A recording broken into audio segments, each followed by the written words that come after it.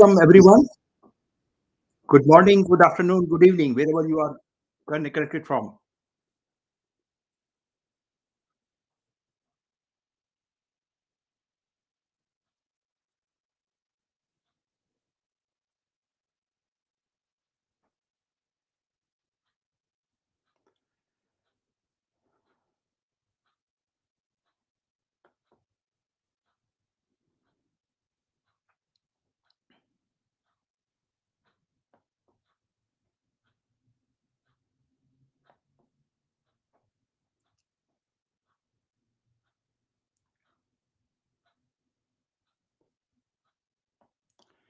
Please let me know in the comments that you are able to see my video, my slide, my video as well, and as well as you can hear me clearly.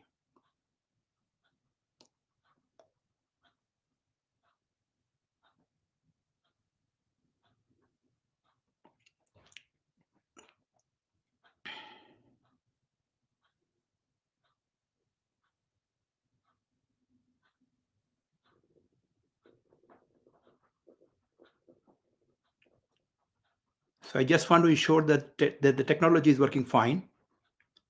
And by the way, if you have any difficulty, this is going live on LinkedIn. But if you have any issues, then you can also try YouTube, Mecca CFO Academy channel. It is live there as well as on the Mecca CFO Academy page on Facebook. So I just checked, it is live on all three channels.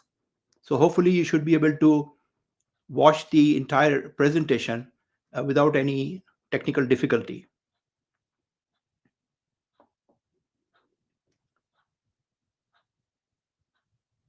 And let me see if I can show my face here.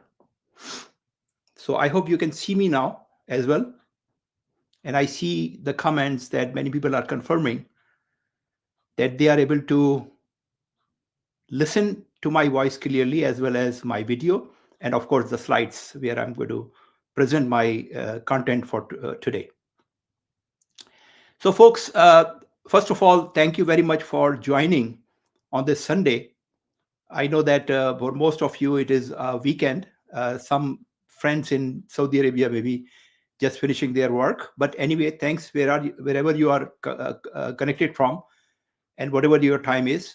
So this presentation I have planned for 2 hours, and hopefully I would be able to really give you some good contents within those 2 hours. And this would be in two parts. In the first part, I would try to create a narrative for why business strategy is very critical for finance professionals to learn. Because when we talk about the business storytelling, it involves a lot of strategy concepts and a strategy framework.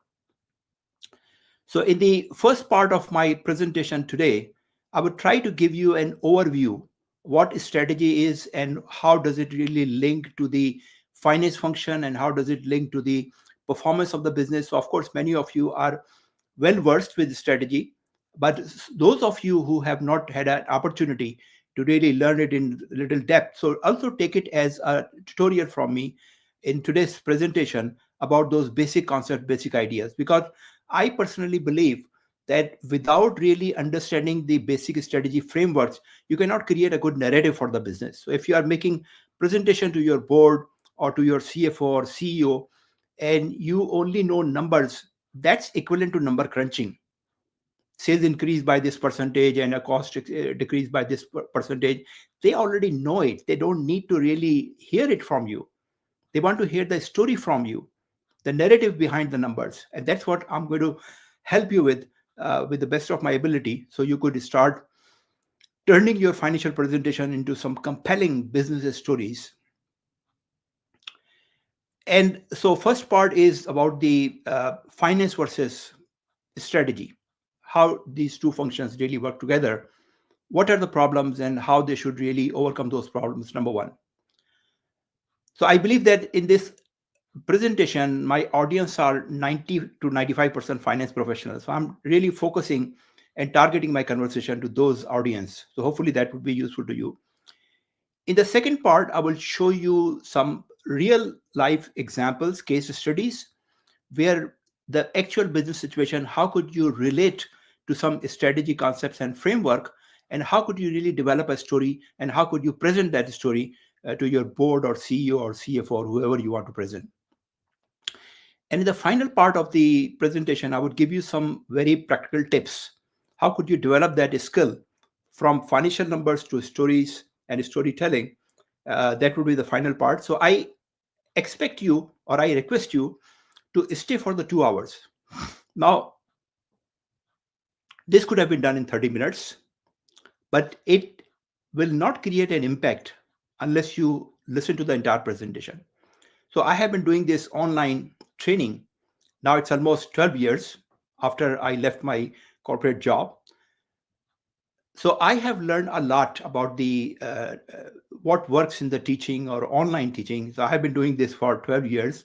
And I could tell you that 2 hours is a sweet spot. 2 hours is really a sweet spot for a online session. That's what I do in my CFO coaching programs. And it looks a little longer, but if you are really engaged into it, if you are really understanding the story and the contents, it passes very quickly. And that's what I'm hoping today, that you will find the content very relevant to you. And by comprehending those, this time, 2 hours time would be a good investment for you. So what I will do, I will try to take, I will go with my presentation now, but I will try to take a pause somewhere in the between to look quickly, glance through some comments, some things I need to clarify. I will try to do that. And then definitely towards the end of the presentation, I will look at all the comments and try to give you all the answers. So looks like quite a few people have joined now, more than 50 people. So this is the time to start. So let me open my slides now. Okay, so this was the my announcement about this masterclass. And let me start. So I would like to start this story telling session with a story. And interestingly, this story is from McKinsey, the giant or the biggest name in the business of strategy things. So and this story is not a success story, unfortunately. This is a story related to some failure. So I compile that, and I'll show you in a very concise manner, so you don't have to wait along. So this slide is an actual copy from an McKinsey article. And if you could look at the date here, date is November 1st, 2014, more than 10 years old. And McKinsey published this brief article under the name of Rethinking the Role of a Strategist. And what it was, that they made a survey. They do a lot of surveys of the actual businesses. So they did this survey of 350 heads of strategies in 25 industries. So usually the title they have is head of strategy or chief strategy officer, or it could be strategy manager, whatever. These were the 350, good number, head of strategy in 25 industries, different companies. That was the survey target. And what they found in this survey, of course, that was about their success and failures and effectiveness. What they found on the criteria of effectiveness, how effective these strategy heads or their strategies were, 65%, two-thirds of them scored under 30%. Now, that's not a good number. That's not something to be proud of. And we thought that they are very talented people sitting at the top of the organization, running the organization actually. But this was the actual numbers based on this survey coming from McKinsey. So it's hard really to doubt it. Pretty bad performance. And the main reason came out as the resource allocation is a big problem. So, of course, it's easier to develop beautiful strategies, but strategies need execution. Execution needs money, resources, people. And that is where they struggle because 90% of the funds go to the same area again and again annually. So, no matter how beautiful strategies they create, generally speaking, they were not able to really provide the funding. And key gaps based on this survey, ineffective strategies, of course, underutilized resource allocation, because if there are no funds, you can do much. And limited capacity building. This capacity building is related to the organization's resources and the people who are dedicated or devoted to this strategy management process. So these were their findings. Now they did, of course, these findings go against their sales pitch or marketing pitch, because their main role or what they do, they try to promote a strategy. They try to encourage organizations to really create a strategy organization and do the strategy work. If they publish these type of results, this is discouraging, because business will say that if it is not working with 350 organizations, why are you asking us to do this, right? So McKinsey, for obvious reason, kept it low profile. They did not much talk about these numbers at that time, and they did not really made any references to those numbers. But what they did 10 years after, 10 years after, and if you could see the date on this article published later, August 2, 2023, they made another survey. 10 years after, they made another survey, similar survey, and they published under the headline, the strategy leaders evolving role. And findings this time, 10 years after, pretty much the same. 10 years after, key issues remain the same. Only 20% report being highly successful. 33% lack clear mandate. These are the head of strategies in different organizations.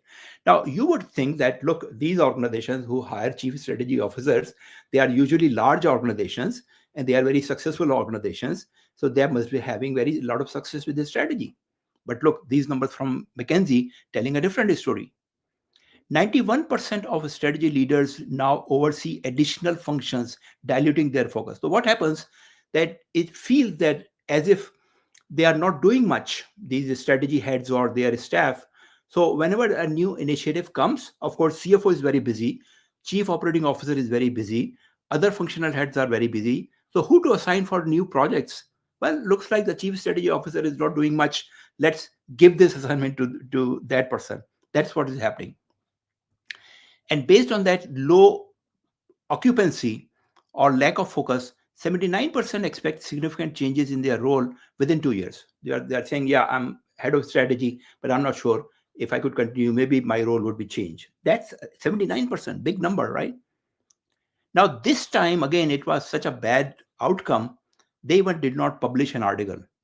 They included these results into a podcast. That is how I got this. I had to listen to the whole podcast for 90 minutes, and then I extracted these numbers. This time they published in the podcast. They did not created a separate article, that evolving role, evolving mandate. Again, I think they try to cover up. So this was the background. And in a nutshell, in this slide, challenges faced by what went wrong, why it was not working. So increased complexity and dual mandate. Dual mandate means that they are a strategy head, but they are also asking to lead another marketing initiative or Six Sigma or something new. Lack of clear roles and priorities. Now, who is responsible here? Who will provide the clear role and mandate to the head of strategy or chief strategy officer? Is the CEO, right? Now, these CEOs again, not every one of them, but most of them really keeping or establishing their strategy function for the sake of a strategy function, which means that showing that they are a modern organization and they are really working hard and creating results. But it is clearly based on these two surveys. Fragmented teams and underperforming strategies, difficulty aligning with other functions and managing resource allocation. So this is very important. Now, if you are familiar or if you are part of the organization which has a structure like head of strategy or chief strategy officer, you would agree that they are quite a bit isolated in the organization.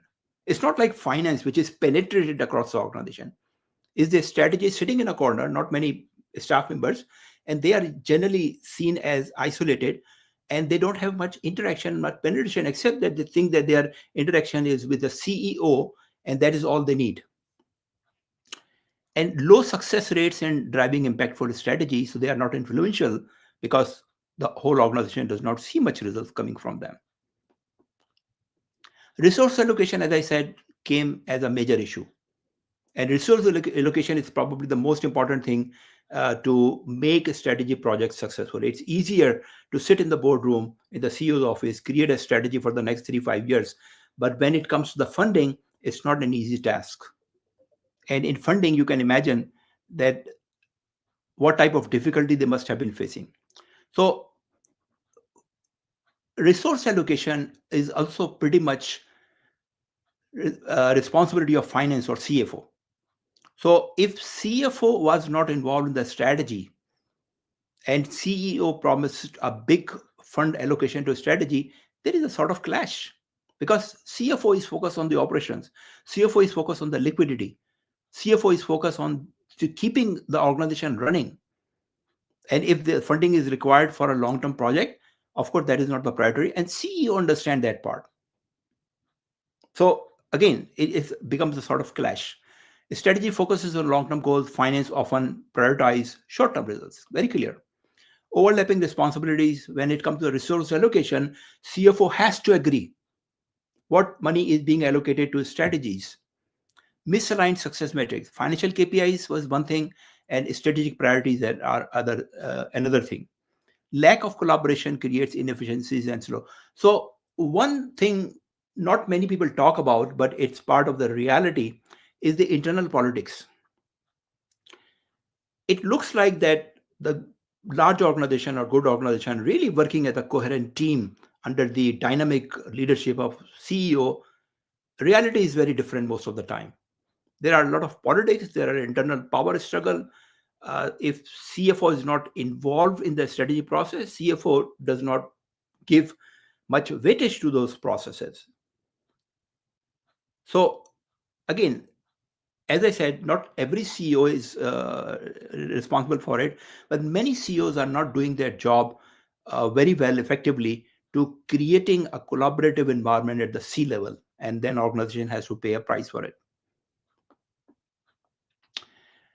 So CEOs are not stupid people; they are very smart people. Strategy heads are supposed to be smart people. CFOs are smart people. Why are they not able to solve these issues? So again, as I said, cultural and organization silos. I would bluntly say it, office politics. That's one reason. Lack of leaders with expertise in both finance and strategy. There are not many people around who fully understand the strategy and also can do a CFO job. That is the reason that not many CFOs are assigned the role of head of strategy or chief strategy officer. Then resistance to change across the organization. So it's like don't change. Let's keep the status quo. That's easy. That's less risky. And perceived risks in combining. Many people will say, "Oh, don't do that. Strategy and finance combining is a big risk. Let's keep them as they are." So these are the barriers to integration. Practical limitations, not to really make it easier. So, but let's make a hypothesis. Let's make an assumption that what if strategy and finance are still able to combine? What will happen? It's pretty obvious. Combine financial oversight with the strategic priorities, so which means that now they are collaborating, they are understanding each other's priority. This integration enables holistic decision making and better resource allocation. So imagine that while the strategy was being formulated, CFO was sitting right in the middle of that team between the chief strategy officer and the CEO, and CFO agreed for certain funds allocation. When it comes the time, of course, CFO is going to do their best to make those funds available without any politics or power struggle. Integration finance strategy reduces conflicts and aligns organizational objective and fosters agility and accountability of a strategic outcome. So it looks like a pretty much obvious case that if we merge strategy and finance, especially in the shadow, don't forget, in the shadow of McKinsey report, because McKinsey, as I said, that this is against their objective, so they did not publicize it. But that tells a very different, very shocking story that strategy is not working in the most organization. It's coming out based on these findings that it's really basically lack of finance and strategy integration which is responsible for it. So what are the grounds? Let me just share with you 9 reasons or compelling reasons that why strategy and finance should be integrated and what we are missing in this lack of integration or the gap between finance and strategy. So finance controls numbers, strategy sets the direction or vision. Very clear, right? How could anyone deny that short-term results and long-term results are two different things? They has to be integrated. Everybody knows that. So finance is focused generally on performance management, which is current, which is short-term or mid-term. Strategy folks are focused on value creation, which is long-term. But again, both are interrelated. Finance without a strategy looks like a backward-looking function. They are only compiling historical numbers, making reports, presenting it. A strategy without finance is only wishful thinking, that you sit in the boardroom during the strategy formulation time, make beautiful dreams, and nothing happens. That's very stupid, lack of resources, waste of time. So that's one fundamental reason that they should really integrate it. Resource allocation, as I said, that if it has to be effective, then finance ensures ROI. That's finance job. And if finance agrees, they would be very transparent. Strategy ensures long-term alignment. That yes, if the digital transformation is a priority, we need to do it. But let's assume that it's feasible or not. That's a very critical question to be addressed. Strategic plans must be financially viable. Is it possible that you present to the board a long-term investment project of certain $1 million without any financial feasibility? In some organization, it happens because finance is not involved, or strategy people try to do their own calculation. This is also very common, very interestingly. When there's a lack of trust in the organization, they try to create their own small finance organization where they are asking some smart people in their function to do the feasibility calculation, and then they tell the CEO that, look, based on our calculation, this is feasible. How could the CFO or finance is not agreeing to it? Again, this is all part of the office politics. So many great strategies fail because they are not feasible, and based on no feasibility, they are not funded. Finance is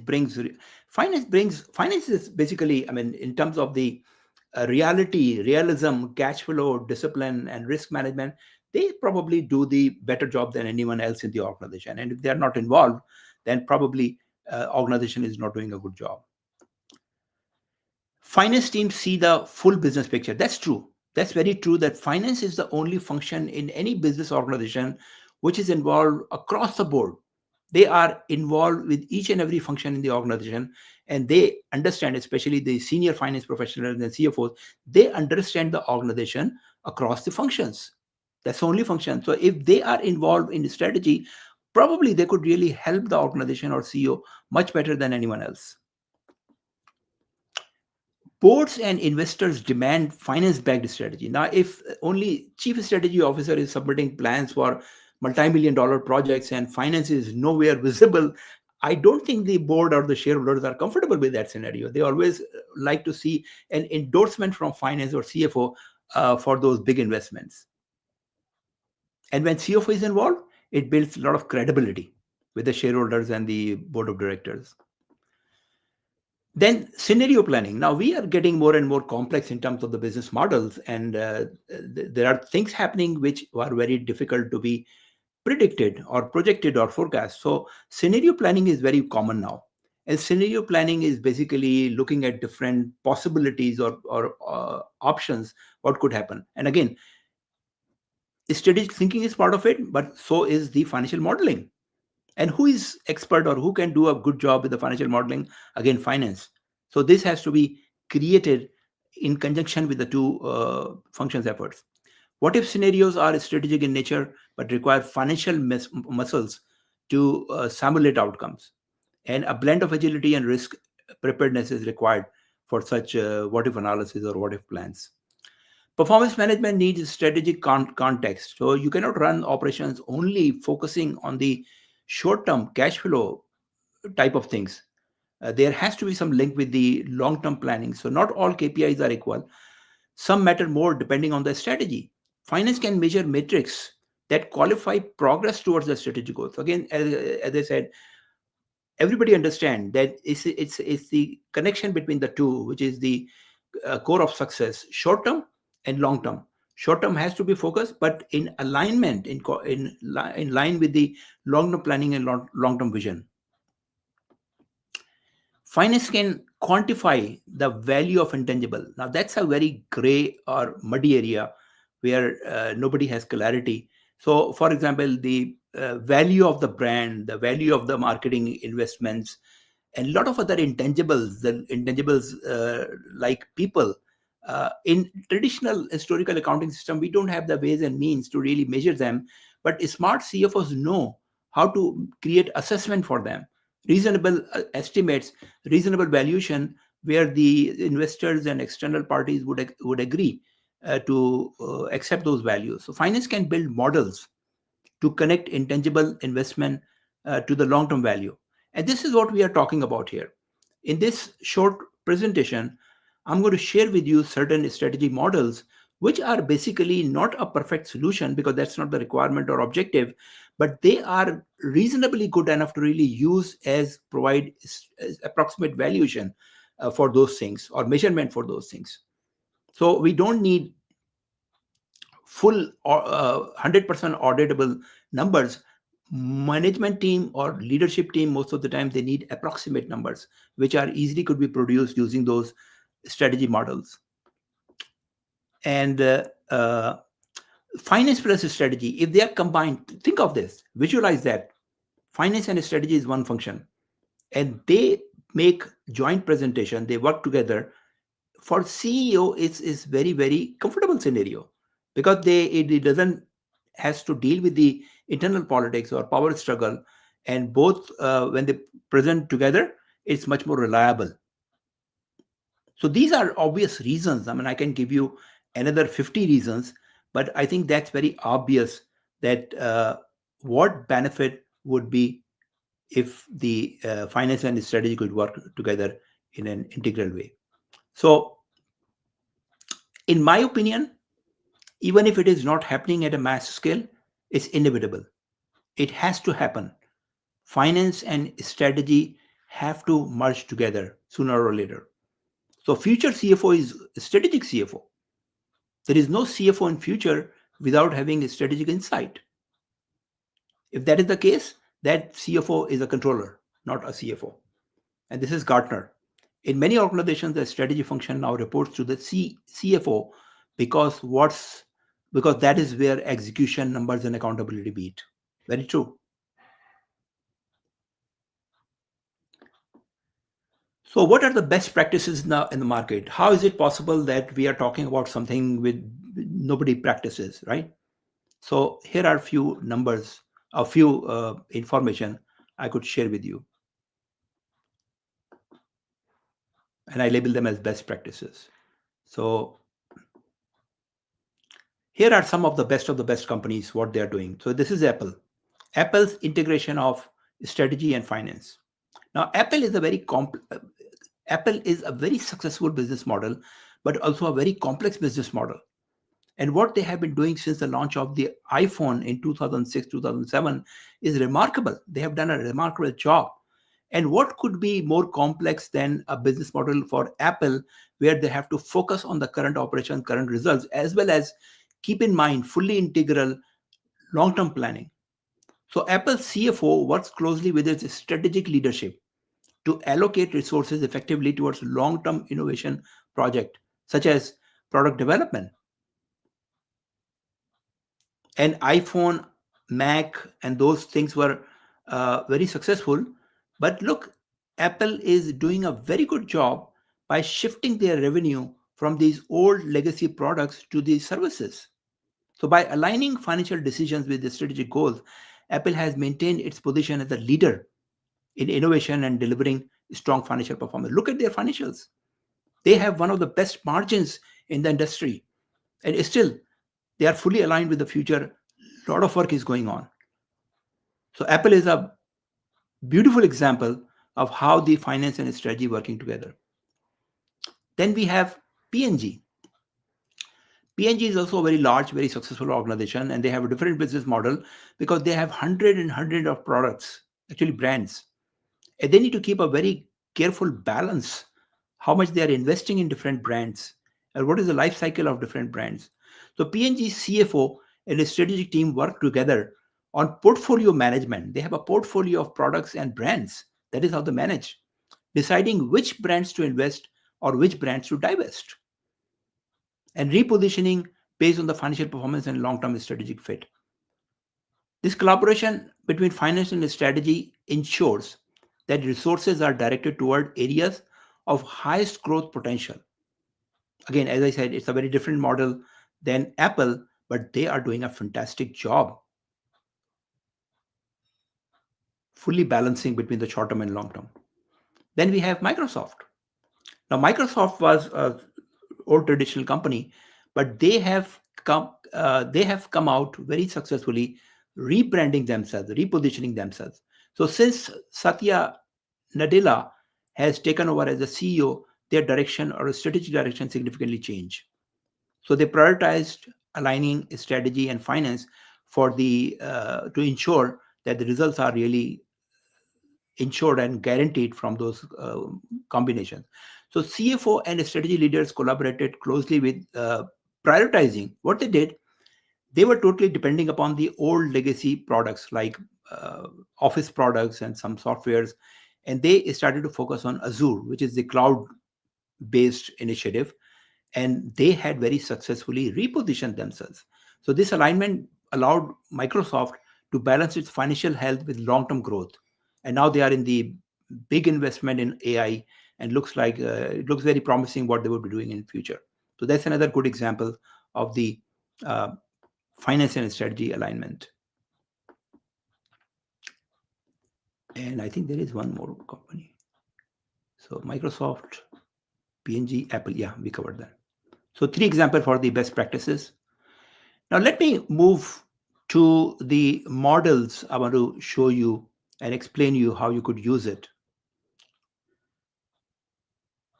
Let me just take a quick glance here. Give me a second, folks.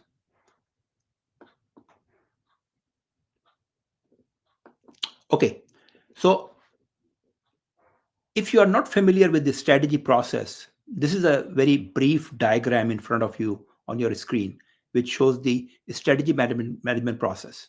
So in strategy management process, there are basically 2 phases or 2 parts.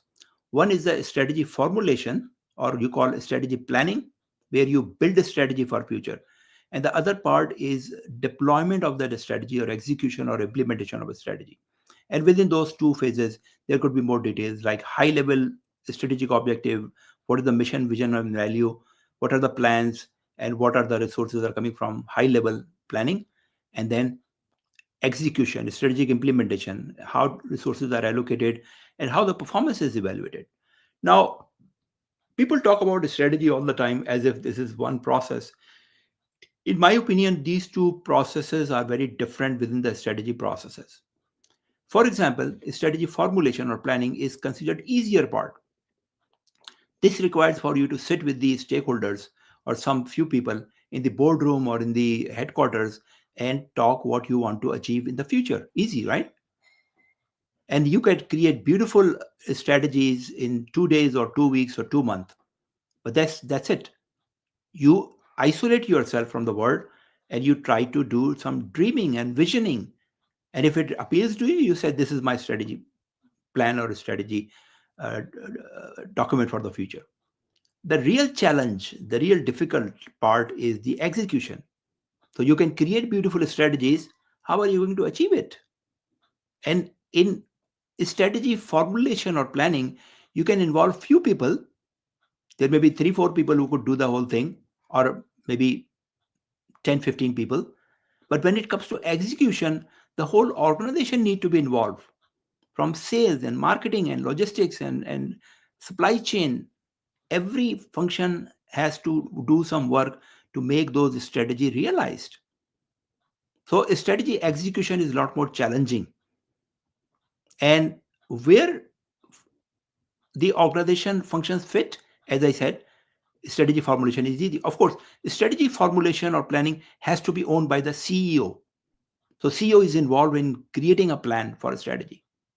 And he could involve a lot of other functions, but he's the main owner.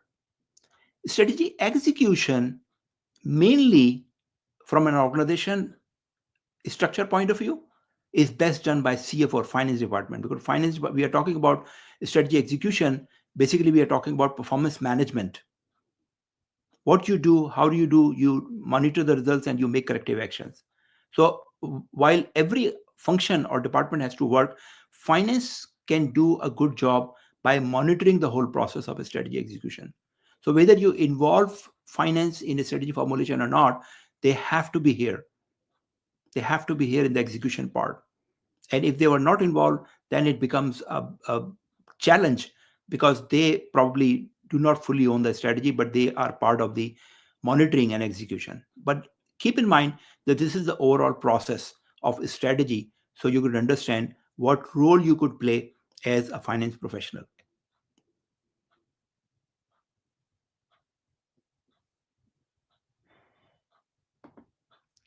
Okay, so I'm going to show you 5 strategy models. Now, there are hundreds of strategy models, but I picked just 5 to give you a flavor. A couple of them are very simple, straightforward, and some are a little more advanced and complex.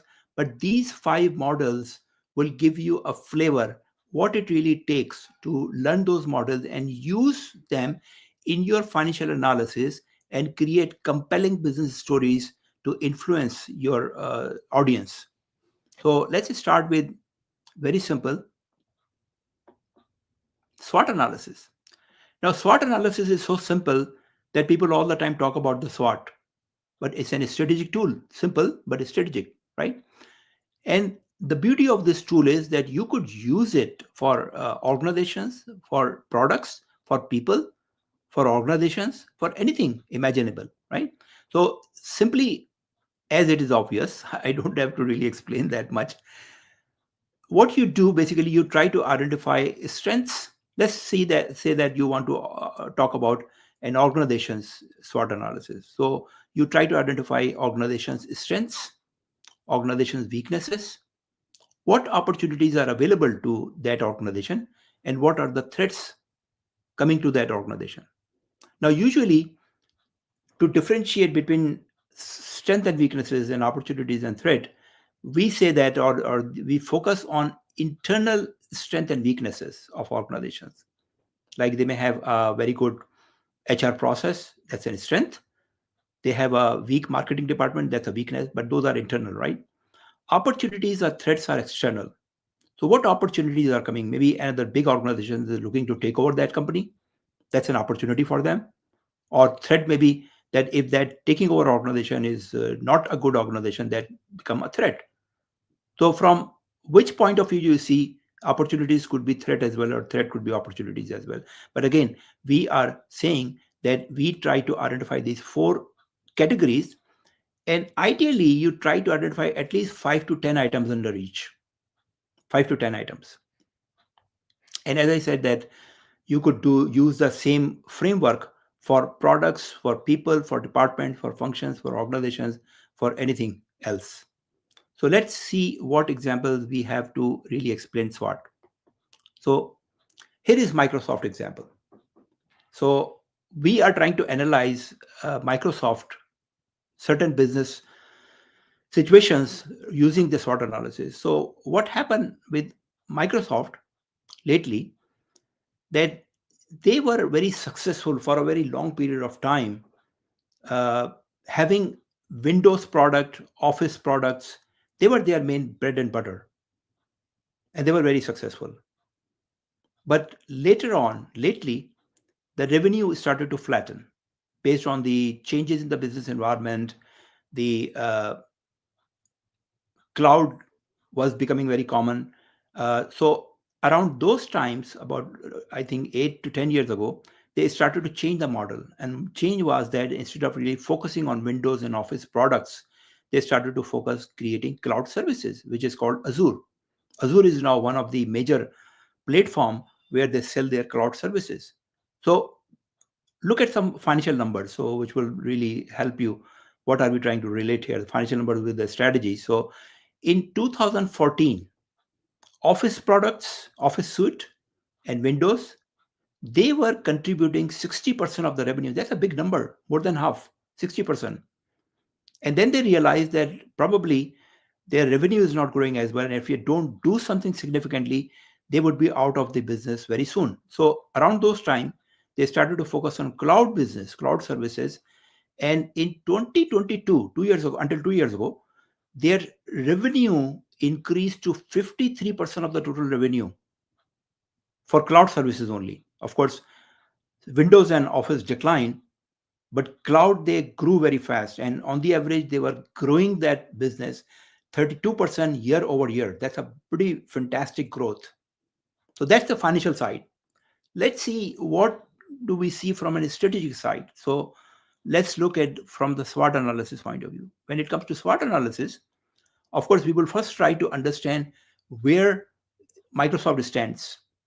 And let's say that you are part of the Microsoft in 2014, and management is worried about the declining revenue coming from those legacy products, and they ask you to do some analysis. And assuming that you take your shot with the SWOT analysis, you look at the organization and you identify the four categories. So what were the strength?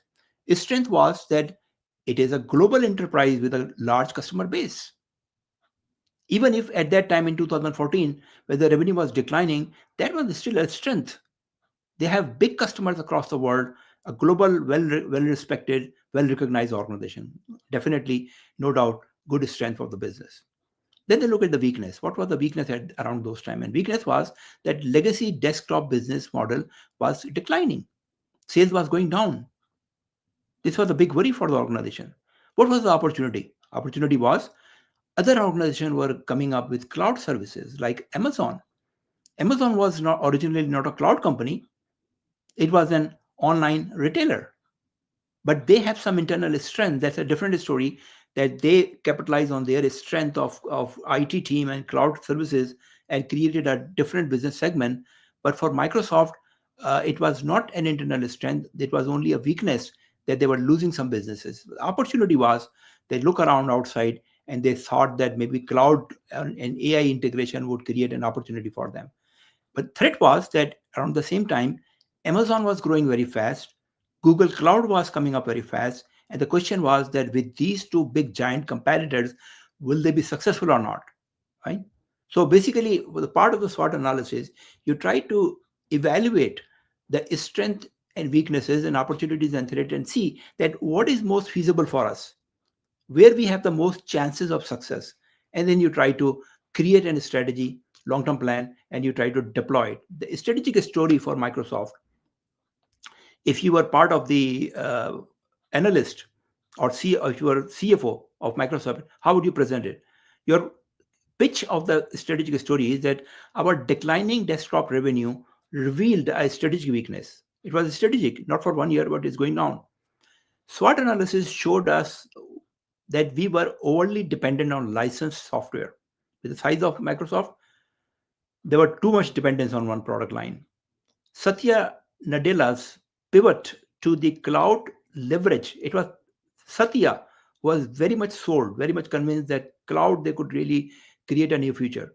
It leveraged their enterprise relationships with the big customers and created a new high growth revenue stream. Azure now surpassing Office in growth trajectory, no doubt, is their main product. So, key insight for this business situation was that financial analysis led to the strategic insight, and based on that, they developed an opportunity of transformation where they successfully achieved it. So, this is a short story of a big change transformation they have created. Of course, you could add a lot of elements into this story based on your focus and scope, but this is how you could relate your financial situation with a strategic insight. Let's go to another story and another model. So here we have NSOF metric. There are different names of this model. It's very simple, it's straightforward. This is actually a growth matrix, that when you are looking for the growth opportunities, growing your revenue, what do you do? So it's a very basic fundamental framework that 4 quadrants. So this is the starting point, and it is across the 2 axes, 2 dimensions, product and marketing. So the basic business model is that you have certain type of products, you try to sell them in the certain markets, right? And usually you have certain portfolios, so you are selling those products in a certain geographies. That's your starting place. And suppose that you consider we need to grow. What options you have? Well, one option is that you keep doing what you are doing. You keep trying to sell more and more of the existing products in the same markets more and more. But look, there is a saturation. How much penetration you could do? It would become more and more expensive to do the business in the same uh, geographies with the same products. So options are that, okay, you could introduce some new products in the same market. So market, you are well known to the market, you know the people, you know the customers, and you say probably they have also needs for other product. I can make and produce those products and sell to those existing markets. Or you could say, my current products are pretty good. Why not if I go to the other geographies, other regions, and try to sell it? So that's here you have market diversification. Here you have product diversification. If you go in this direction, this is a product diversification. And if you go in this direction, this is a market diversification. But what if you decide to go both? You said, let me develop some new products and take them also to the new market, not only remaining in the existing market, but the new market with the new products. Now that sounds very attractive, but that's a little challenging. So usually organization would say that let's do one thing first, either new products in the existing market or existing products in the new market. And if you are successful, then you can go to the full diversification. But this is a pretty good model. Once you start digging into it, it gives you a lot of opportunity. So let's see how does it fit into our strategic model. So this is strategic model, NSOF metrics or growth metrics. And the example is Amazon. So what happened with Amazon? Amazon, their e-commerce, I mean, we all know the story of Amazon, that for a long period of time it was very successful. But then somewhere around, so it started doing business, I think somewhere in the 97, 98. And then COVID happens around 2019 and 20. So e-commerce growth was slowing down post-COVID. And growth in 2022, for example, was single digit compared to 30% in 2020. So 2020, COVID was at peak, and afterwards, their growth significantly declined 22. So Amazon's North American retail segment operating income turned negative in early 2022. So much so, growth declined that North America, big market, the home ground for them, started to turn negative. What they did? Investment in Amazon Go or Amazon Fresh and acquisition of Whole Food. So Whole Food is a big grocery chain here in North America, and these are just physical stores, not online. But they acquired these and started new lines of Amazon Go and Amazon Fresh. So these are the perishable grocery items which are basically sold. It was quite different business at the time when Amazon acquired that wholesale food. Experts or analysts were surprised that why did they acquire it and there is no match or alignment. But Amazon has a different philosophy or the vision.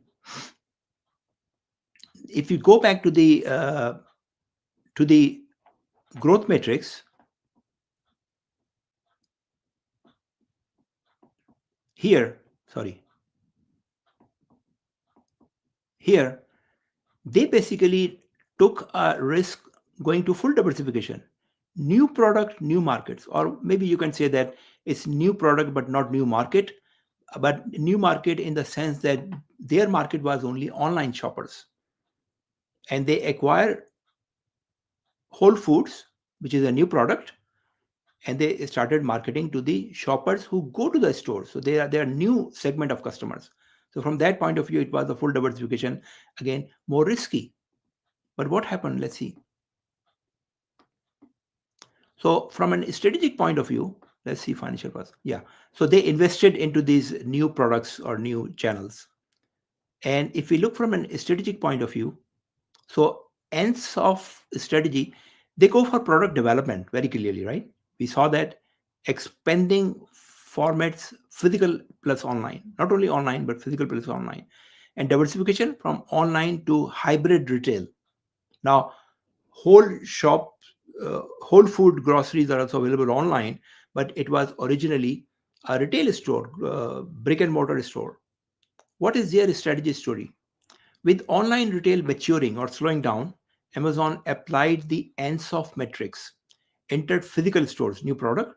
This wasn't just a diversification play. It was to gather more data, enhance Prime ecosystem, lock in, and test formats like cashierless checkout for long-term cost control. That explains very well. So it was not about just adding revenue. It was not just about adding a new product for more profit. There were strategic reasons for Amazon, because what they wanted to do with this diversification, get more data. Now, when they acquired Whole Foods, it was not about the stores only. They have a large customer base in North America. And with the large customer base, they acquired their data. What type of customer these are? They had a lot of experience with the online customers, but they did not have much experience with the stores customers. So with Whole Food acquisition, they got a lot of data, which was useful in the online business as well. The enhanced Prime ecosystem. So large organizations like Amazon, like Apple, like Microsoft, like Google, they try to create an ecosystem. Ecosystem means that it's not about the individual products. They try to position these products in a way that they connect to each other, they support each other, and create a sort of lock-in system for the customers. So now, if you are customer, big fan of Apple like me, then you have Apple iPhone, you have their Apple Watch, you have their iMac or MacBook, a lot of products, and those products are linked together, so it's not really easy to replace that with another brand or another type of product. So that is how their ecosystem works. And they also try to experiment with some advanced practices like cashierless checkout in those Whole Foods grocery stores. So they were using this new segment of the business not only for the additional revenue and profitability, but also to make experimentation with their existing models. So this investment was basically an expansion in the strategic vision of their organization, because they still have very large, big ambitions to move into different directions, or they are probably doing everything imaginable, but so far they have been quite successful. Then let's move to the Blue Ocean strategy. I'm sure you have heard the name. And Blue Ocean is really one of the most successful strategy lately. In the late, I would say, uh, Michael Porter started to come out with many compelling strategy ideas or models. That was back in 1980s. And since then, the business organization work with Michael Porter's model, which are still very relevant and successful today. But Blue Ocean came lately. Blue Ocean, people came to know about it somewhere around 2005 and 2006. And since then, there are many, many business cases which have proven the very high worth of these models. And the biggest success story for Blue Ocean strategy is about Apple. And again, Apple story is well known now, so I'm not going to repeat that. But if you understand this model and you look at Apple, you will say that this model has significantly helped Apple to remain successful now for more than 20 years. So what is the rationale of this model, right? So this Blue Ocean model comprises of the step, four action framework, four action framework. Four action are, it is called ERRC: eliminate, raise, reduce, and create, which means that you look at a product and you say that this is a well established product. There are a lot of brands available and consumers are happy with the product, but how could I further improve it? So there might be some features. You say that if I eliminate these features, nobody would mind it, but I would save some cost. So in the case of the Apple iPhone, they look at the type of the mobile phone. At that time, people used to call them mobile phone before smartphones. They look at the mobile phone and they say that what are the features, if they could remove, people would not mind and product would be better. So BlackBerry was very successful at that time. BlackBerry used to have a mechanical keyboard, and the reason was that BlackBerry was very popular in the corporate sector, and people thought that corporate sector have a lot of emails incoming and outgoing, and if there are incoming emails, people have to respond them, and to respond them they have to type their email. The type, they need a mechanical keyboard. That was the success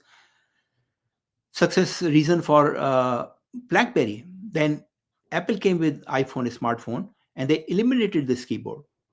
See, eliminated that keyboard, and it was risk. But look, finally people get used to the virtual keyboard. Now nobody talks about any mechanical keyboard anymore. Then what could you reduce or remove completely? There were a lot of bells and whistles in those type of phones, variety, color, and different shapes. They try to create a very simple design, extremely simple. And honestly, when I saw first time that iPhone around those time, I was wondering how would you operate it, because there are no buttons and there are no controls and it's just a plain surface. But that was the magic. In terms of raising, they raise a lot of things. So it's not really about eliminating and reducing, but raising it. And they, for example, there used to be an camera in the mobile phone, but that camera was very weak, with very less resolution, because they thought nobody uses the phone for as a camera. Phone is for the purpose of making calls. Apple started to install very powerful cameras into it, and that worked so well that now whole digital cameras industry and camcorder industry has been eliminated because of that. And then which factors to be added is obvious. The big success of Apple or smartphone is based on apps. They created internet on phones, and internet brought apps, and apps expanded the functionality of those phones. So now you could look at this framework and say, this is a very powerful framework. It is so powerful that not only it gives a biggest success to Apple for more than 20 years, but also eliminated certain other industries like digital phone and camcorders. So what if you use the same model and apply to other products? And people are doing it. Now there are a lot of examples available from different industries. Another best example is Tesla. If you look at Tesla and look at the traditional cars, what has changed is all these Blue Ocean strategy framework. Look at the Starbucks. Again, a success of Blue Ocean strategy. So Blue Ocean strategy has two major aspects of the strategic insight. One is the four action framework, and the other is called value innovation. Now, before people come to know about blue ocean strategy. Michael Porter in 1983 came up with an idea called generic strategies. And according to his philosophy of generic strategy, he said that look, if you take one of the two positions, like either you become a cost leader or you become a product leader, you will be more successful than really rather staying in between. Cost leader or product leader, which means that you make your products so much cheap that people will buy because of their low price, or you make your product so strong, so powerful, people will buy the product because of the power of the product. And obviously, the assumption was that the people who can afford it, they will buy the product leadership products, and the people who are looking for cheaper goods, they will go for the cost leader. That model is still quite successful. Companies like Walmart are based on cost leadership, and companies like Mercedes and BMW are focused on the product leadership.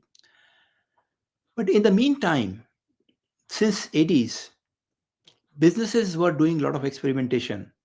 And some companies like Toyota, they said, look, our customers demand good price and the good product both. We cannot afford to really have a cheaper price and bad quality, or good quality with exorbitant prices. And Toyota started to produce cars which are pretty good, pretty reliable, good quality, and reasonable price, good value. So then it becomes the three options, that not only the cost leadership and product leadership, but the companies who are successful somewhere in the between. And that is where I think Apple more fitted.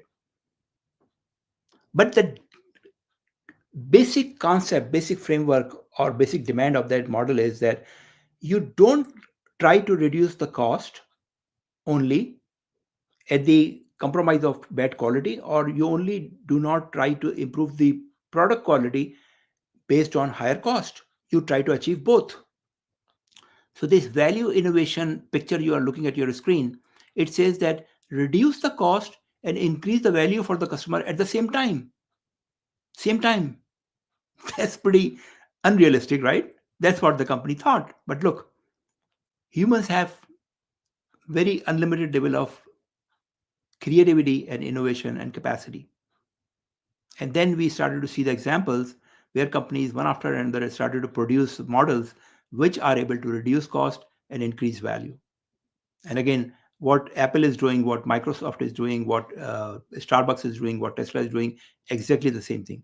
And they are pretty successful. So I'm not going to much details. It's a very comprehensive model.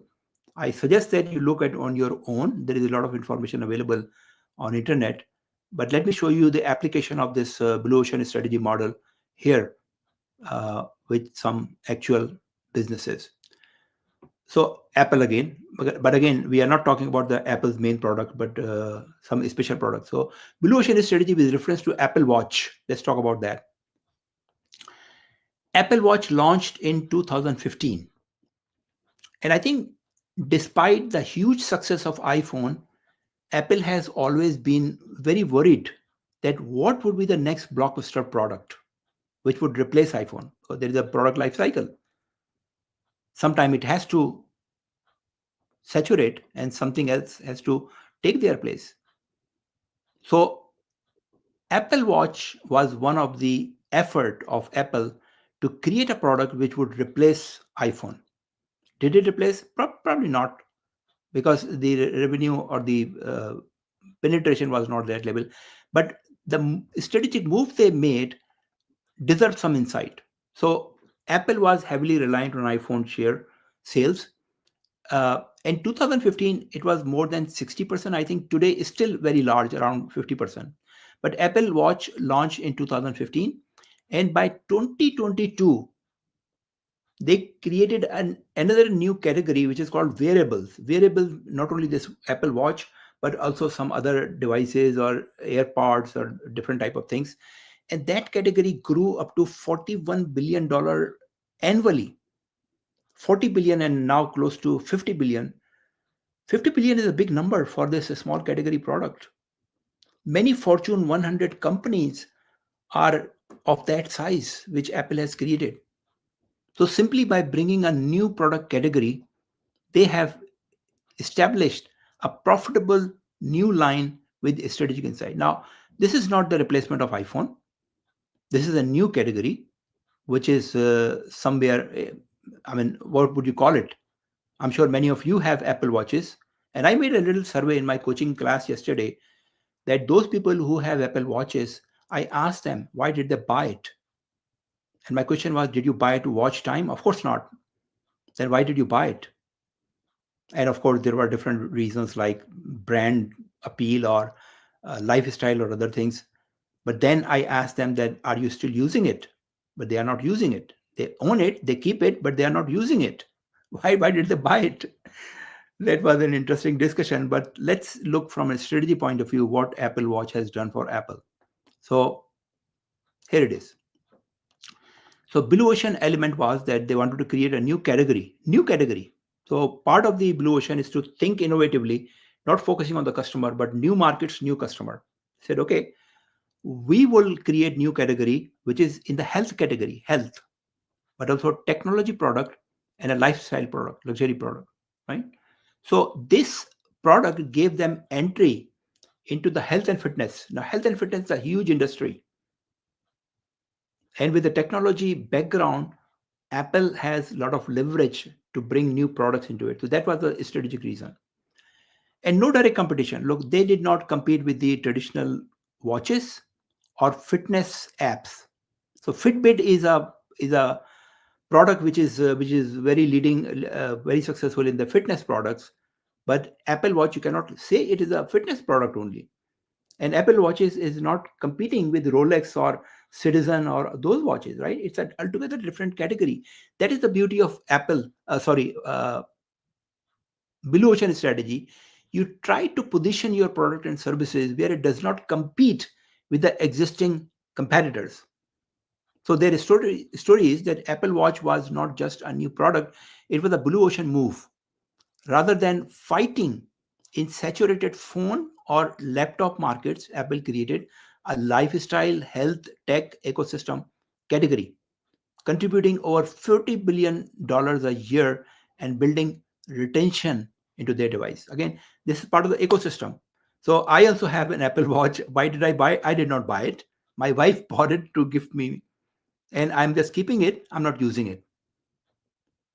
But that's a good category for Apple. And look like most people who these are not the new people to Apple. They are the existing customers who just want to add one more product. And look, price 300 to 600, not a big deal for this segment of the customers. A good business proposition. Key insight, frame innovation as creation of new value, not extension of the old product. So Blue Ocean strategy is focused on value creation. Value creation. Now, an additional insight about this Apple Watch is that Apple invested or started 2015, and since then they have spent a lot of money on this Apple Watch. Lot of money. I mean, if you look at this product, probably until lately they have not made money on it because keeping that product in the portfolio was still itself a big cost. If it were another company, they wouldn't have tolerated that long investment. Apple kept invested in this product because of the strategic reason. They were looking for a product to be part of their ecosystem or portfolio, and also replacement or successor of the iPhone, an image builder and a lifestyle. But other company couldn't have afford to keep a similar product for such a long period of time. But ultimately, it worked out. So that's Blue Ocean. Let me take you to this business canvas. I'm sure you must have heard the name. Business model canvas. This is also a very popular framework. And this framework basically used to explain your business structure or business rationale. How do you make money? So 9 components in this business canvas model.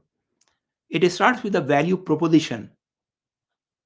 Value proposition means that if you say that, look, I want to start a new business, and the new business is about drinking water, I will sell the bottled drinking water to the customers. The value proposition demand that why people would buy your bottled drinking water. If you can answer that question, you have a good value proposition. If you don't have an answer why people would buy your bottled drinking water, you don't have any value proposition, which means that your business does not have any feasibility. That is where it starts. So if you say that My value proposition is that I would start a new business, but my bottled drinking water would be the purest, cleanest water in the world at the cheapest price. Well, that's a pretty good value proposition. How would you do that? That's a different question, but looks like it's a very amazing and promising product.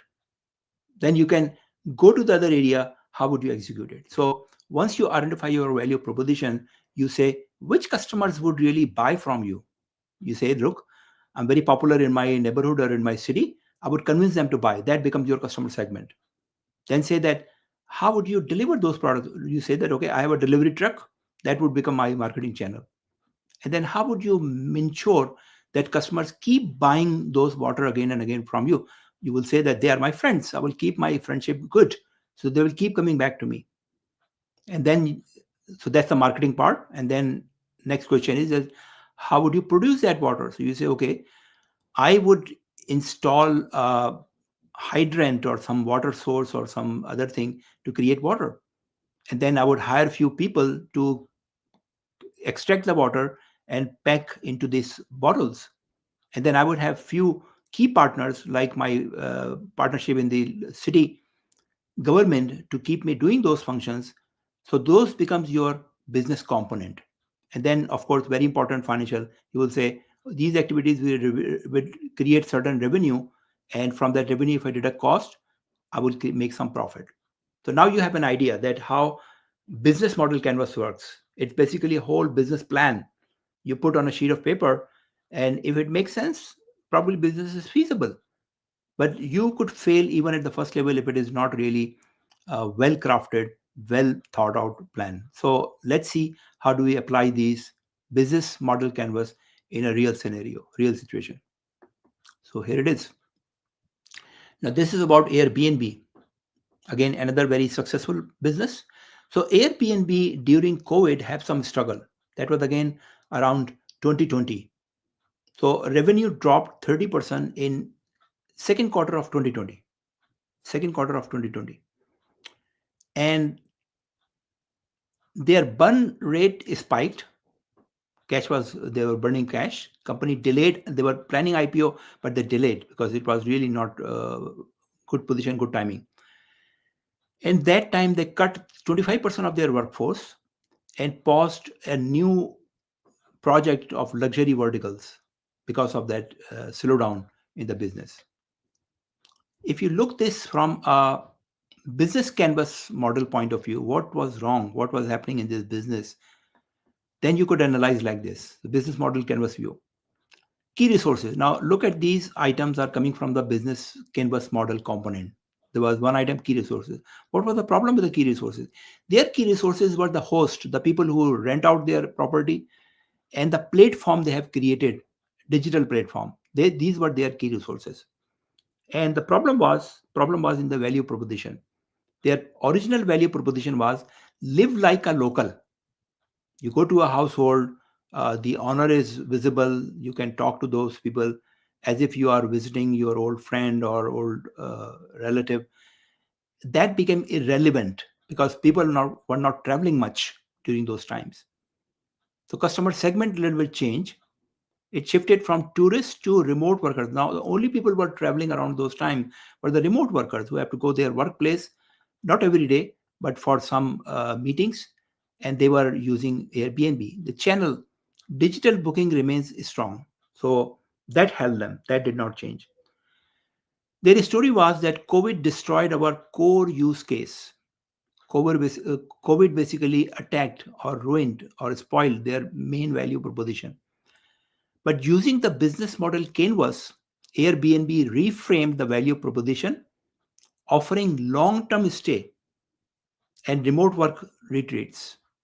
This pivot aligned existing infrastructure with new customer needs. So they changed their setup to cater to the needs of the new customer segment, helping revenue rebound and enabling successful IPO. So that was Airbnb. And if you look back at the Canvas template, then you can see that if you have any problem in your business, you will find some areas which is not working properly. So you need to evaluate and analyze and create a strategic insight for you. let me share with the last model I want to show you. And last model is five forces model. Actually, it is called Porter's five forces model. And this is my favorite. Porter's five forces is my favorite model because it's a little advanced, not very complex or complicated, but quite some advanced and very comprehensive. And I think this is really related most or highly useful to finance people if you use it. Five forces model. And what are the five forces actually? So assume that your business is in the core, in the center, your business. And there are different stakeholders you have to deal with, starting with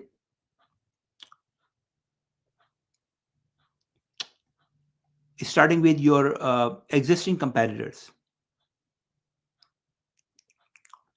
So these are the five forces are five stakeholders are competitors, new entrants, substitute products, or supplier or customers, right? Five stakeholders. Now, usually in finance, when we made any financial analysis, we look at our internal forces only, the business itself. What are we doing? What are we not doing? But usually your revenue and profitability is impacted by one or more of these forces, right? And if you want to analyze further, the most you would go, probably you would go to the customer's level or the competitor's level. That's our limit of insight and analysis. Imagine if you are able to evaluate all five forces, which means that you could look at your customers, what type of customer they are, your competitors, your suppliers, your any new entrants in the industry, or any substitute of threat of substitute. So these two items are basically a little bit more remote. These are current. These three are current, and these affect direct your current profitability. These three factors: suppliers, competitors, and customers. They directly affect your current profitability and current sales. Threat of new entrants or threat of substitutes could be your long-term threats or long-term things to worry about. So it's a very comprehensive model. Let's see how do we apply it with strategy model. So Porter's five forces, and here we are looking at Netflix. Netflix versus competitors. Now, Netflix has a long story of success. So we are not looking at the entire story of Netflix, but we're looking at certain part of the time when they have some specific challenges being faced. Again, this is related to the COVID era and what happened in that from 2020 to 2022, Netflix subscriber growth slowed.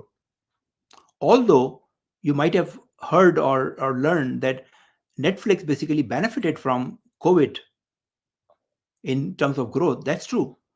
But I think in certain markets, they also had a challenge. So between 2020 and 2022, Netflix subscriber growth slowed and ARPU dropped in several markets. ARPU is average revenue per user.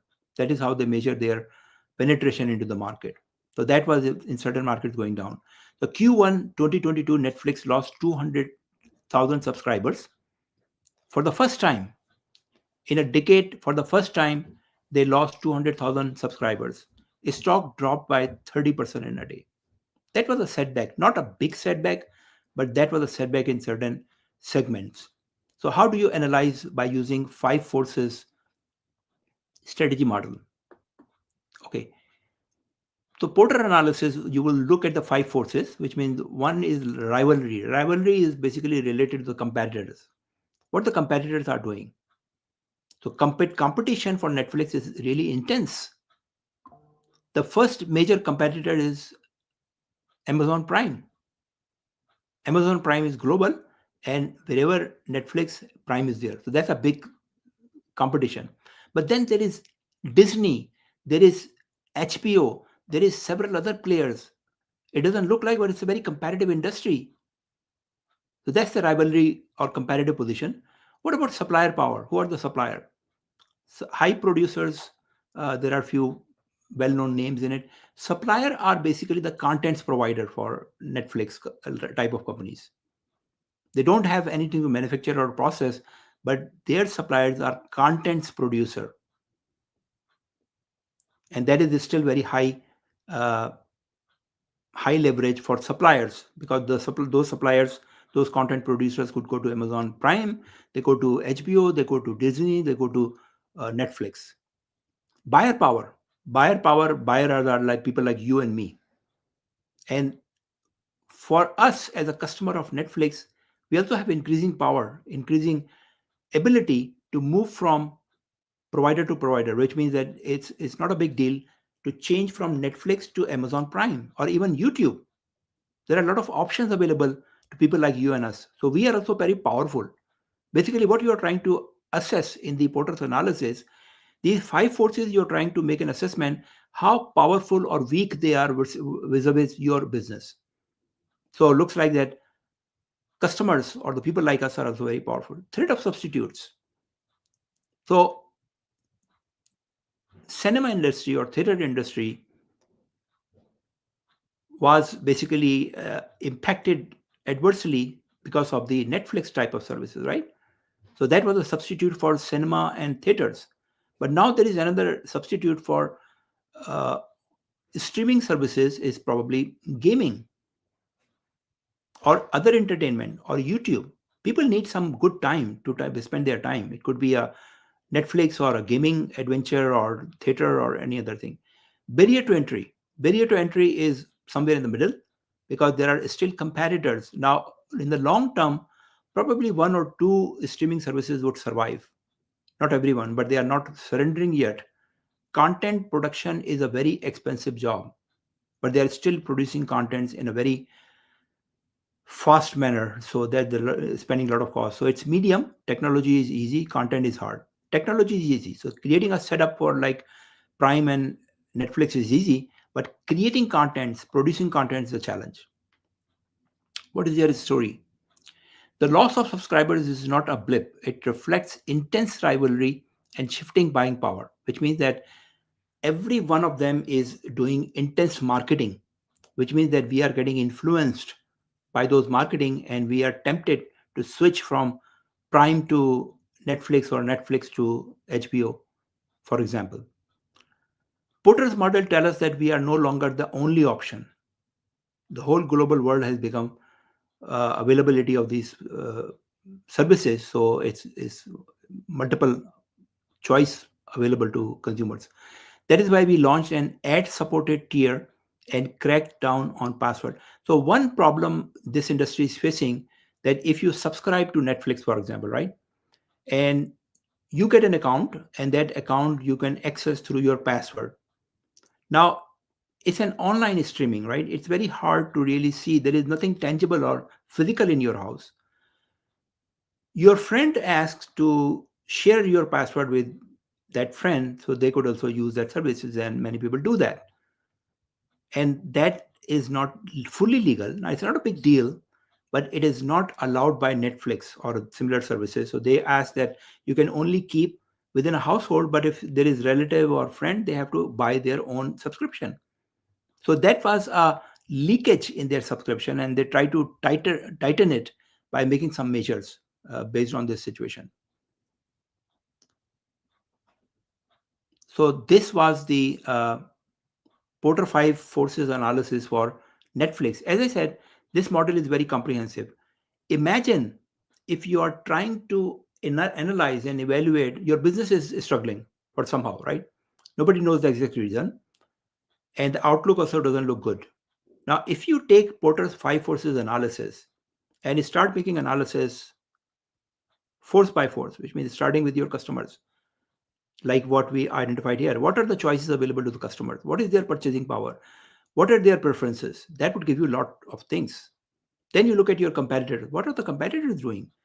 Are they still competing very intensely, or they are surrendering, or they are walking away? What about the suppliers? What is their power?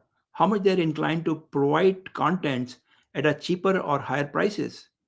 And then who is expected to enter in this industry? If another big giant company like Amazon, like Microsoft or Google, they decide to start their streaming services, that would be a big danger because they have a lot of resources. And what about the substitutes? People tastes are changing. Their needs are fulfilled by different ways and means. They need entertainment. Theater and movies were one way. Now they are happy with the Netflix and Prime. What could be the next thing they would prefer over Netflix and Prime? So that would give you a very detailed, very in-depth insight about the business problems and opportunities. That is how you try to uh, identify your strategic stories. So these are the five models I covered, folks. And uh, as I said, that I did not go in much depth. I just try to relate at the high level. Uh, and you once you start making your own effort, you would go through a journey of progress. So first time you may not make much progress, but second time you get little deeper, deeper and deeper. So now I'm going to share with you in the remainder part of this session some tips and some process what you need to do if you really want to develop the skill business stories telling.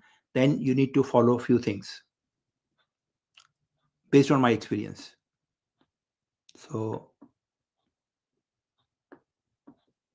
okay, so there are few, these are not secrets, but these are the things which will really make a difference. Number one, if you want to get into the business storytelling, you want to become an expert, you need to learn a strategy model. I don't see any other way to create a stories except first evaluate those things from a business strategy point of view, because strategy models are, they facilitate your thinking.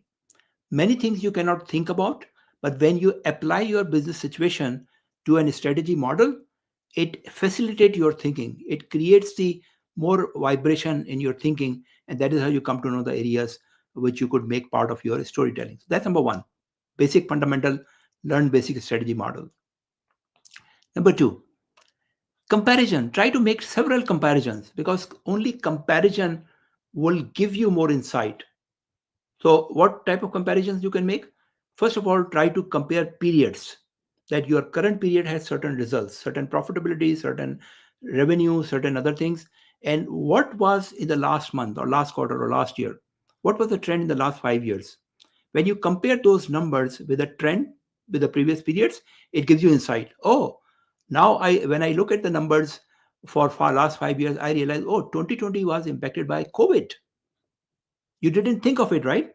But when you look at the numbers, it clearly told you that COVID was the reason. So now COVID is in the part of your story, right?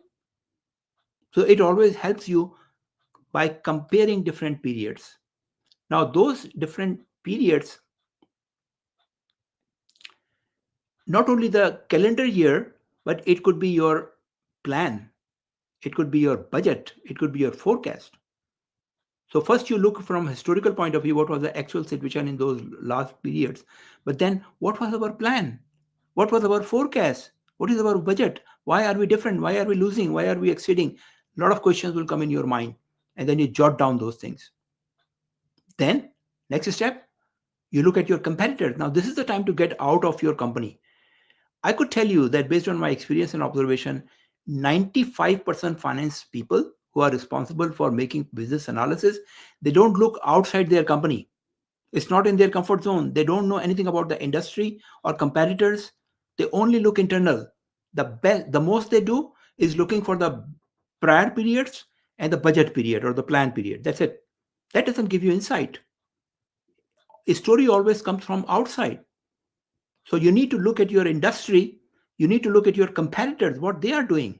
At least not everyone, but the one or two main competitors who are doing.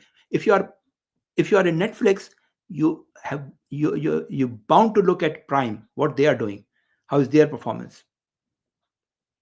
Then about the future scenarios. Now things are changing so fast that it is even not possible to really look at one trend and rely on it. So you will say, okay, I don't know what will happen, but I think there is chances that scenario A may work, or scenario B, or scenario C. based on technology trends or lifestyle or inflation or recession, whatever you call it. So you need to compare with those scenarios. That's another comparison. So in the comparison is function, you need to do several comparisons. That would give you a lot of insight. Next item, watch market leaders. So in your industry, who is the market leader? Big companies. And look what they are doing. And probably one of them or some of them are public companies. Public company means they publish a lot of public information, annual reports or quarterly disclosures or quarterly financial results. Try to read them, try to look at them in your industry. That would give you a lot of stories, because there may not be problems in your company, but you could observe the problems in the industry through those reports. And usually those are very comprehensive, well studied, well crafted reports. So that would give you a lot of insight to develop your own stories. Next item, subscribe to some good companies like McKinsey. Subscribe means that you just go in their website and just enroll for their newsletter, or subscribe to their contents. McKinsey, Accenture, Boston Consulting Group, Big Four, they create a lot of high quality contents, and they are usually at the forward level, which means that if they see trends are coming, they are the first to highlight the upcoming problem, the trends, the industry changes taking place. So make it a habit. Now, I don't want you to read each and everything, because you may not have time, but just glance through it. Once you subscribe, they will send their email about the new content to your inbox, and you look at it, glance through it, and if you find it interesting, you go through it. If don't, at least you know that's what's going on. And finally, practice storytelling from today. Don't make a very ambitious plan that in 2 years you will learn all these things and you will become the best storyteller in the world. It's today, it's now. Because it's not something you will achieve overnight. It will take time. You have to go through a painful process, a tedious process, to develop the ability, develop the habit of sharing your stories. Maybe sharing the story for just 10 seconds. You could share a story in 10 seconds, right? And then build it up. Don't wait for the boardroom to really call you for the storytelling or presentation. Start with your friends, start with your colleagues, start with your spouse, start with your family. You need to develop that habit by actually telling a story from your side. So these are the tips from my side. I have gone through that process myself over a long period of time, folks. So trust me, this is the only way to work on your storytelling skills. And there is no debate. I don't want to really convince you how important, how relevant, how promisable this storytelling skill is in today's time. Okay, I'm coming to close my presentation. I'm keeping some time for. Okay, another significant value for you. Buy this book, Decision Book. This decision book is actually, there are 50 strategy models, 50 models for strategic thinking. And they are very simple and straightforward.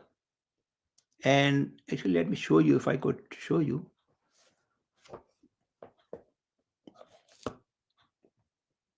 Give me a second. I hope you see me.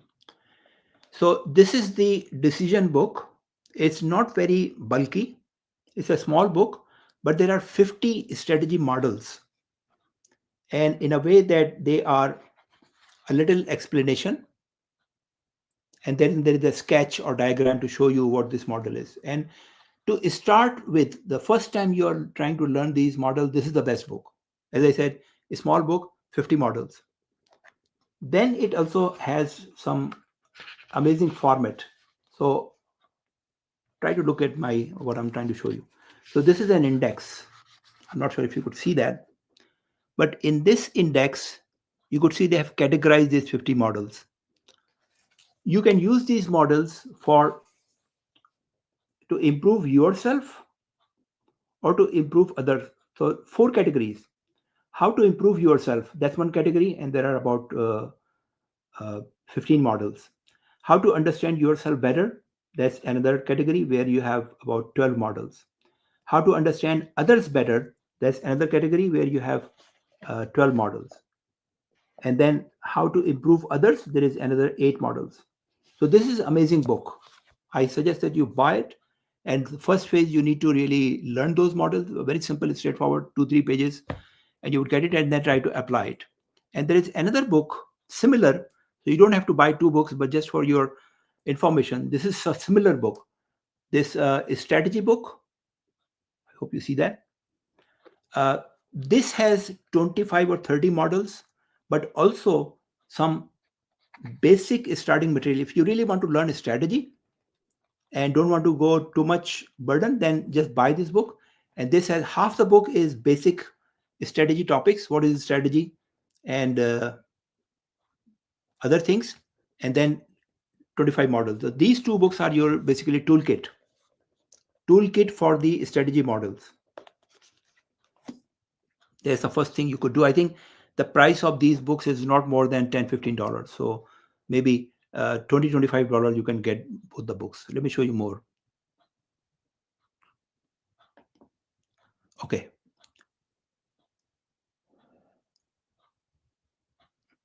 If you really want to go in depth, so these are the first step for the strategy education or learning. But if you really want to go in some depth, look at these 2 books, Business Model Generation and Value Proposition Design. Now, these are actually not typical books as people think. They are a very different format. Let me show you. So this is, let me open the camera. Give me a second. So this is the business model generation. This is about the business model canvas I showed you. Now this is a book, but look, the size of the book is very different. It's a little bulky, but it is not something that you need to read paragraph by paragraph. No. It is full of pictures, diagrams, very easy to read. The whole book is like this, very well formatted, easier to read, very friendly. And this really take you in depth into a business model generation. That's one. And then there is another value proposition. If you're not into the books, so not everybody is able to really read books comfortably. And if you are not into the books, these books, as I said, very different format, very easy to read, as if you are watching pictures and little narration. But these 2 books will take you in-depth strategy, business model, very thoroughly described each and everything, and value proposition. This is the crux of strategy. As I said, that if you want to start a new business and you don't know why people will buy your product, you don't know what business you are starting it, right? That's the value proposition. So they're taken very smartly, step by step. And I would say the cost of these 2 books is also not more than $15-20. So if you could invest this money, I would say for $50, you are buying a treasure. Believe me, it's a treasure to invest and spend some time, and you would become a very experienced strategist to look at your business and start telling your stories. Let me see what else. Okay, so let me finish my 2 more slides and then I will shift to questions. So this is just an information, FYI, that I'm doing a advanced strategy workshop for CFOs. So I have created this only for CFOs or at that level, because my CFO program, which I start every 6 months, a new batch, is a little longer. For many people make a commitment for 12 months, but 12 months is also a sweet spot. If you really want to change your mindset, that's the time you need to invest. But it is again 2 hours a week. So for those CFOs who do not have 12 months available, I created this 12-week workshop, which has only 2 hours per week session. And in that, I try to squeeze the content in such a way that you don't really compromise anything on the contents. You could get, it is very intensive, no doubt. It has a lot of practical things like simulation, case studies. but this is designed like that. And I will be starting this class on 20th April. And I think there are close to half the class is already full. But for the people watching this workshop, this presentation, if you are interested, I'm offering a $500 discount to you on this workshop. If you could enroll now, today or tomorrow, you will get a 500 discount. That's a big amount. And you could join that. And in 12 weeks, you basically get the same level of strategic insight what you will get in a 12-month program. So this is an offer. If you are interested, I think you can look at the picture. No, there is a link available here. Yeah, you can take a picture of this screen if you are interested, and go to the website and look at the whole program details. But this 500 discount offer is only for today and tomorrow. So that's one thing. The other thing I want to show you is for everyone else. So as I said that my CFO or strategic CFO program, I'm starting 19th batch now. So you can imagine that how relevant, how successful it is for the finance professionals like you. So currently I'm running batch 17th and 18th, and 19th would start from July 5th. Now I have not yet opened the enrollment for this 19th batch, but if you really want to avail the early bird discount, which is quite sizable, the regular price is close to 3,000, and I offer a discount close to $1,000. With the early bird, you can enroll close to $2,000, 1989 actually. Enrollment is not yet open. When enrollment opens, then the seats goes very fast. What I could promise you today, that if you are interested, just go on this link and just enroll yourself in the waiting list. And if you are on the waiting list, I promise that you will get the early bird discount in any case. So enrollment is not yet open, but you could put yourself into the waiting list. And if you are on the waiting list, keep assured you will get the discount, early bird discount. And the link here is, let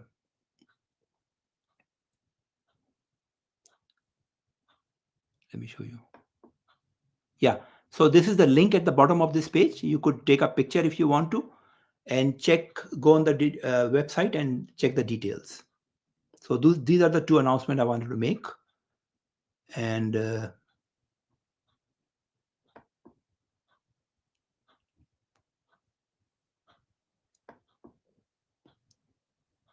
that's pretty much it.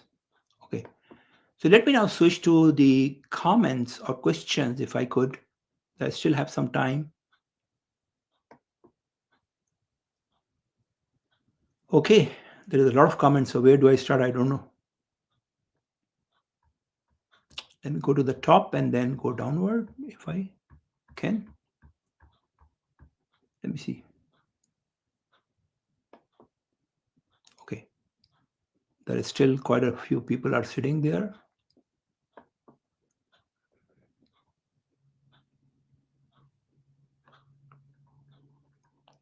And you can enter your question now. Type in your question now if you are still there and you want to ask something, so we can do in real time.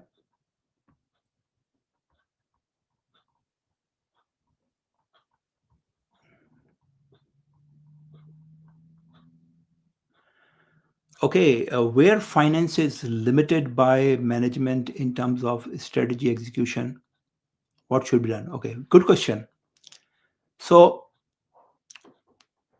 those of you who are thinking that you need to work hard, whatever you are doing today, every day in, every day out, and then someday management would recognize your hard work and based on your years of services would promote you to a level of CFO or controller or maybe an assignment from strategy.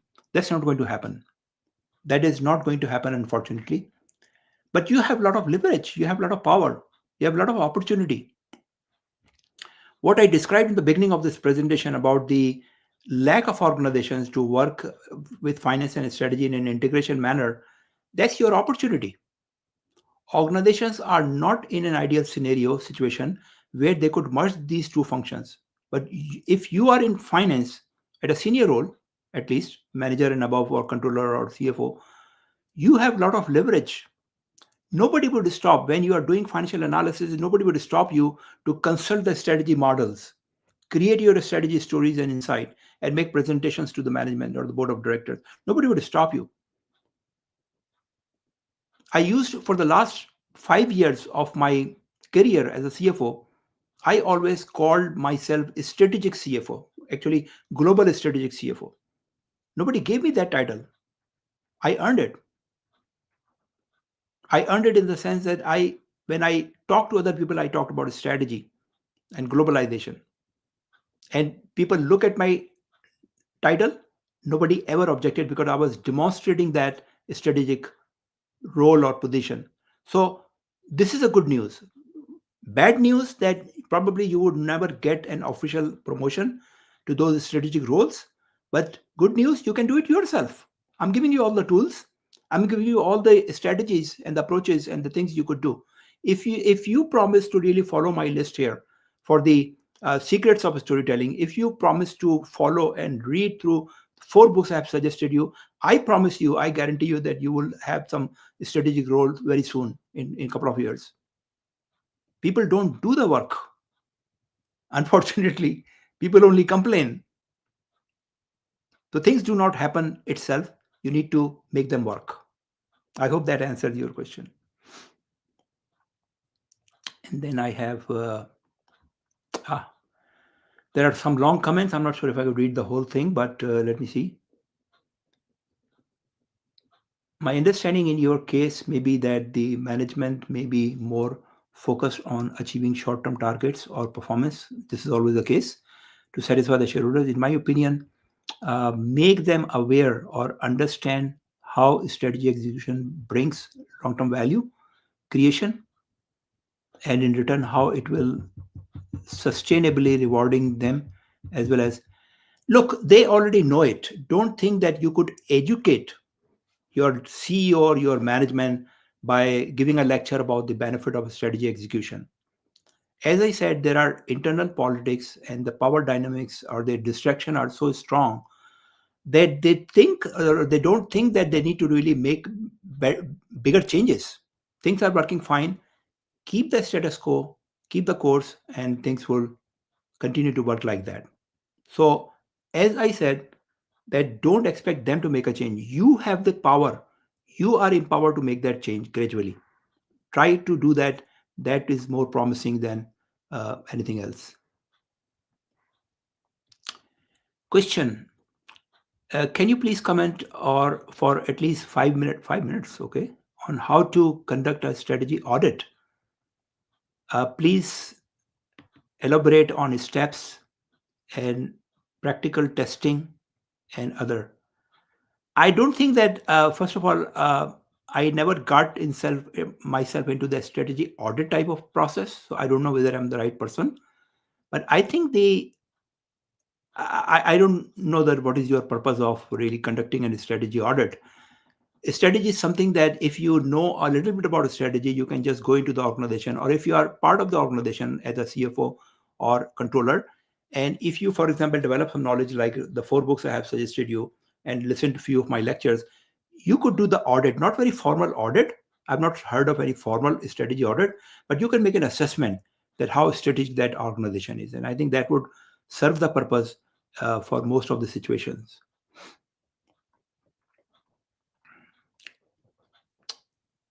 Okay. So this question, I think, is repeated several times, the same question, strategy audit. Yeah, I don't know. What is the purpose of repeating several times? Is your course incorporating AI and how this is? Okay, so I think if your purpose is or objective is AI, there are a lot of specialized courses available for that part. My courses, whatever I try to incorporate as much as possible, even the digital side. But the purpose or the focus of my course is to make you CFO or a strategic CFO. And that is what I try to bring.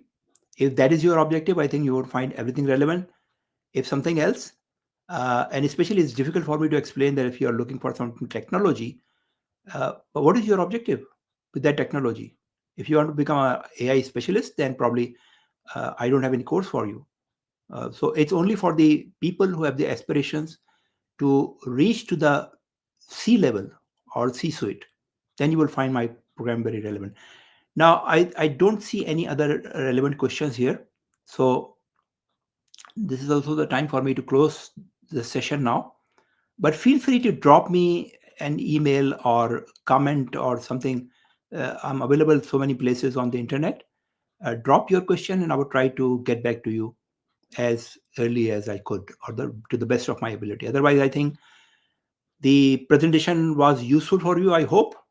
And I look forward to have more sessions like that. So if you could leave your comments and tell me how useful was it or what I need to change or what I need to improve, I will try to do that on my part. Otherwise, I thank you for your time spending with me for 2 hours on Sunday. And I hope to see you soon in some other session. Thank you very much and goodbye now.